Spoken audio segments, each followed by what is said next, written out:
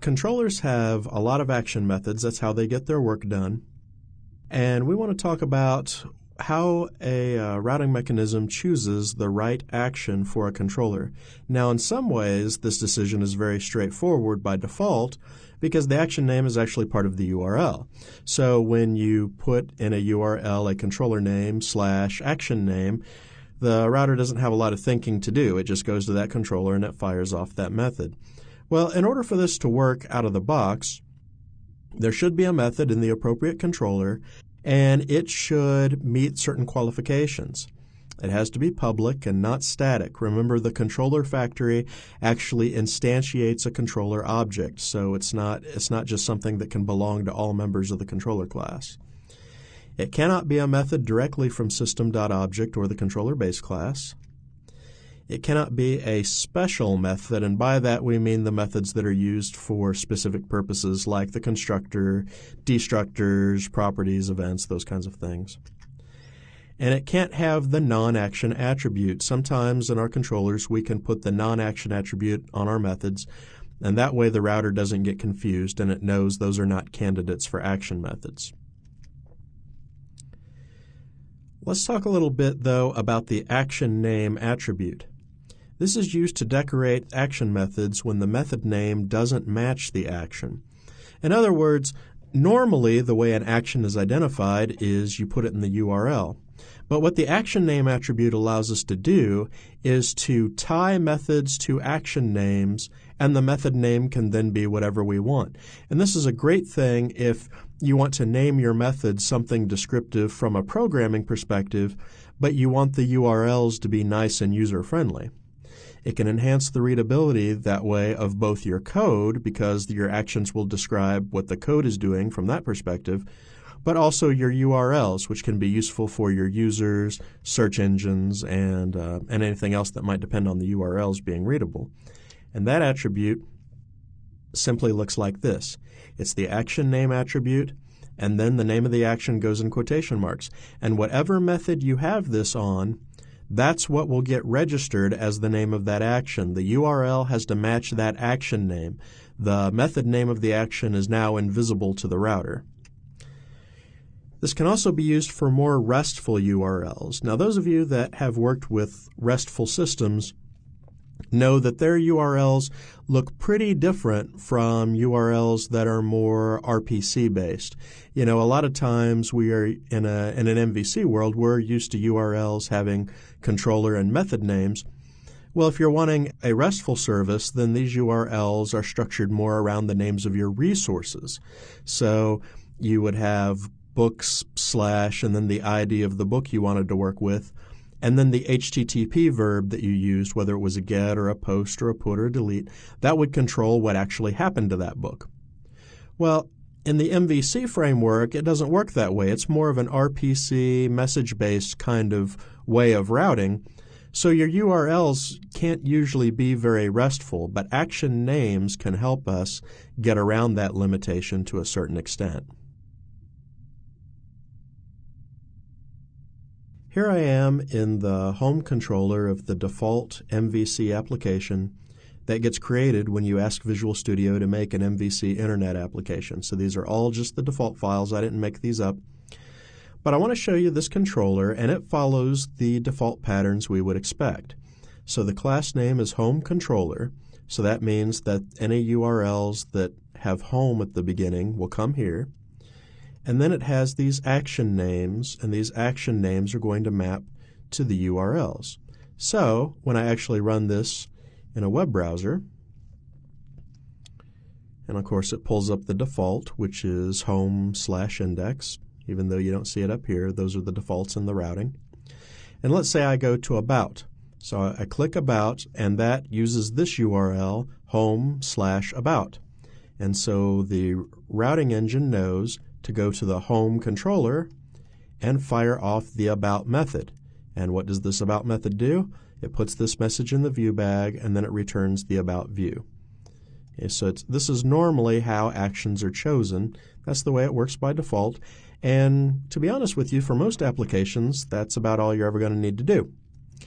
But let's say that we had this going and our salespeople said, you know what, I'd really like it if that URL had our company name in it, so that it did better in search engines. And so I actually want that action to be about our company. So what I can do is I can come down here and I can add this action name attribute. And now I can map this action to whatever I want the URL to say. So I could, actually do it to be like about my company. Okay, so if I build this and I run the application,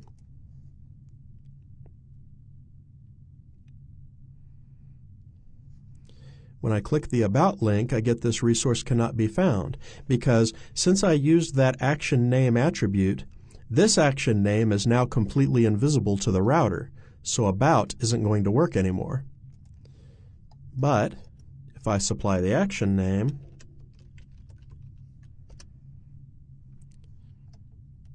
well, the page comes up, but I don't have an About My Company view, so that's why I'm getting these errors here. So I can fix that very easily.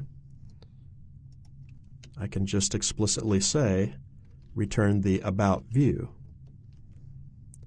When you don't supply a view name, it looks at the action name and tries to find a view with that name, but I don't have one, and that's where those issues were coming from. So now I've said when I use the About Company URL, go ahead and return the regular About view. All I want to do is change the name.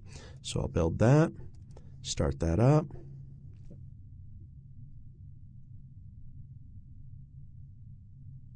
Home, About My Company, and there we go. So this is a nice way to make your actions, your method names especially, say one thing, but maybe use something friendlier or more descriptive in the URL.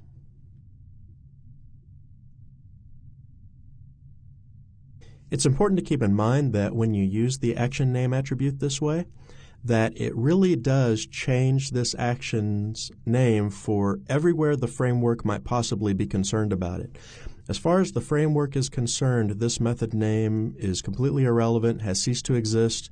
It won't produce anything for you. It's all going to relate to this method through this name now. We even had to explicitly supply the view name here because it can no longer automatically make this connection. Now, one of the unintended consequences that can come from this sometimes is a lot of times our URLs are directed around these action names. So you just want to keep in mind that when you use action names like this, that your URLs also reflect this name and not this name.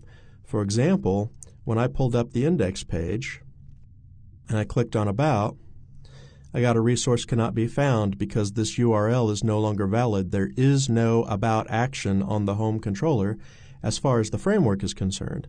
So what I need to make sure to do in order to get that to work is I'm going to pop over to that link, which thankfully is in a shared layout here, so I only need to change it one place. And this is the link that produces the About link. And it's the text, it's the action name, and it's the controller. So the controller can stay the same, the text can stay the same, but I need my action name to match now. So instead of using the About method, I'm going to tell it to call the About My Company method, because that's how it's going to deal with that name from here on out. So if I do that, run the project. Now when I have my mouse over the About, you'll see that the URL has changed when I click on it, and now it works again because I'm consistently using my action name throughout my application.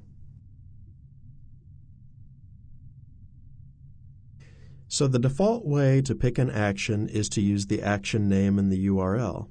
If that doesn't work, the routing engine can also use the action name attribute. But there's another attribute that can be used as well for our actions to help filter down what kinds of HTTP requests can access those, and that's the action method selector attribute. These attributes can define various criteria under which a specific action method would be selected. The most common use of these is accept verbs. In other words, what you do is you create verb-specific attributes that inherit from action method selector, And then those actions will only fire when they're requested by certain HTTP verbs. So for example, if I have an action method that I only want to respond to GET requests but not to POST, I can actually put an action method attribute on that action so that even if the URL matches exactly, it still won't fire if the request isn't a GET request. If it's a POST, it won't fire.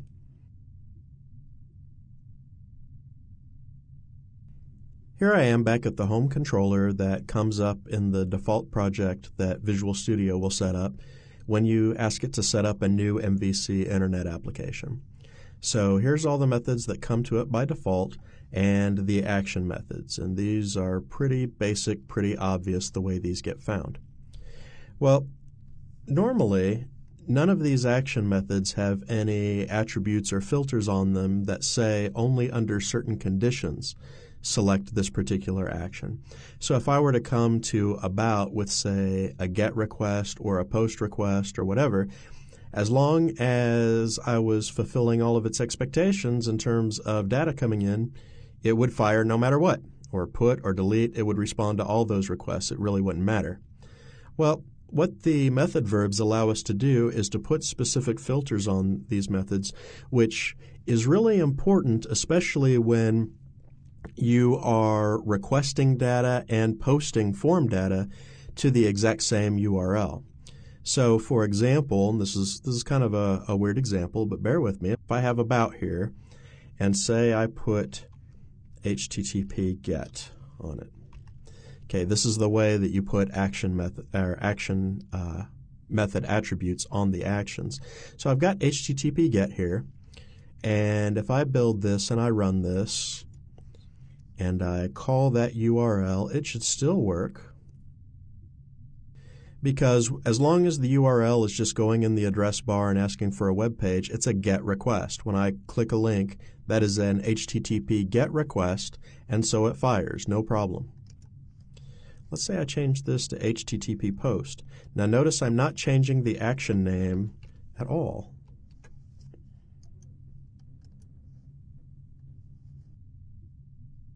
So when I start this up, I'm going to click on the About link. This will make a GET request, and now it says the resource cannot be found. Well, it was working 2 seconds ago, but the difference is I put that filter on it, and now this action only responds to posts, like you're posting an HTML form to it or something. It no longer responds to simply typing in the URL up here. Okay, so I'm going to take this attribute off because I don't need it, but I want to show you some places where this is applicable here in the default application. If I open up Account Controller, you'll notice here I have 2 login actions, but one of them just takes in a return URL as a parameter. The other one takes in a login model. This has username and password and everything like that. This one will respond to just about anything, but this one actually responds to posts. So when you make your GET request to log in, this one fires. When you make your POST request to log in, this one fires, even though you use the exact same URL for both of them. This makes all the difference if this attribute is set.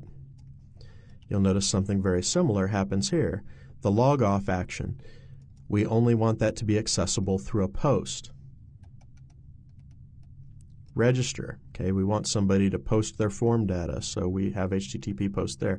And by and large, HTTP GET and HTTP POST are the ones you're going to see most often. However, it's not unheard of, depending on how you want to structure your URLs and your behavior, to have things like HTTP PUT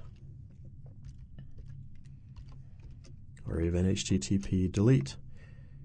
Any HTTP verb has an attribute that goes with it, and so especially if you are trying to make your MVC more RESTful, these attributes can really help you out, because now you can intercept that HTTP request and route the actions according to the nature of the request that comes in. So now we get down to the very end of the chain. What happens if the routing engine has looked for an action, it's looked for one that matches the name, one that maybe has an action name attribute that message, one that complies with the right HTTP verbs. It's gone through all the criteria and all the actions a controller has to offer, and it still doesn't find the action that it seems like it should be looking for. Well, if no action can be found, then MVC fires the handleUnknownAction method of the controller class.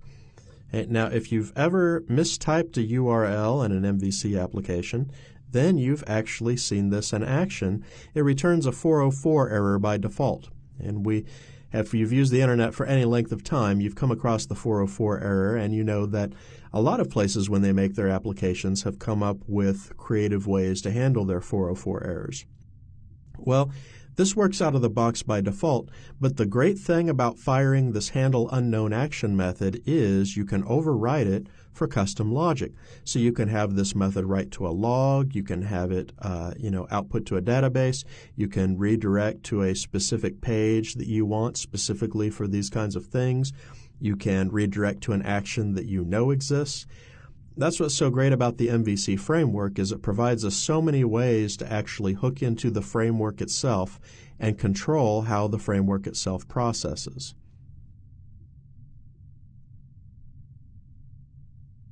Here I am back at the default home controller that comes with the regular project template for Internet MVC projects. And you'll notice that it has the three actions defined: index, about, and contact. So what happens if I put in a URL that designates home as the controller, but an action name that it doesn't recognize, and there are no other action name attributes or anything that it might comply with? Well, when I start this up, if I put in a URL and I follow the pattern, home is the controller name, and let's say I put in some action, right? This action doesn't actually exist. I put that in and I get the traditional 404 error. If you've ever done .NET development before, this color scheme and layout is very familiar to you. Even looking at it now, I'm almost having like a Pavlov dog reaction to it, just seeing this color scheme, because it means something terrible has happened in my application. Well, this is okay, and this is somewhat informative. It's not the most graceful thing in the world, and so if you want to, you can actually override the handleUnknownAction method and do different things with it. And so, for example, if I come back here to my controller, all I have to do is come down here and do a protected override of the handleUnknownAction. Okay. So what I get is I get the action name that the user requested. What's the action name that the controller can't find? So I can use that in my error message if I want to. Okay, so just to do something simple right now, I'm going to say response.write. I'm going to tell you, this is probably not going to be too much better than Microsoft's Wow, the World Broke page, but at least you'll kind of get some ideas here. Let's say you tried to invoke a non-existent action called, and then I'm going to HTML encode the name. You know, when I'm actually affecting output directly like this, and I have a parameter or a variable and I don't really know what's going to be in there, it's usually a good idea to go ahead and use this method. What it's going to do is it's going to take any special characters or spaces or whatever and then convert them to HTML safe equivalents. So you don't necessarily have to do it. You'll probably get away without doing it, but it's a nice safety thing to do. Okay, so I've overridden this method. I'm going to build this.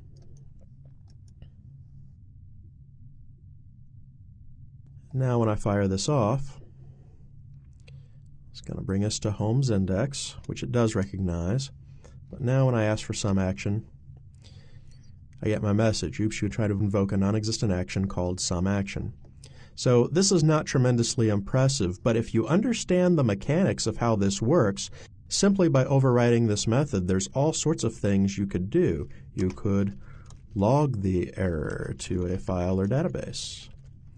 You could redirect to a common action. Maybe you want all of your unknown actions to go to the same view, for example, so you could redirect to the view that's going to handle that. There's all kinds of things that you could do just by overriding the handle unknown action part. And this kind of introduces you to the concept of how you can take pre-existing functionality that's in the MVC framework and just customize a piece of it for something specific that you want to do.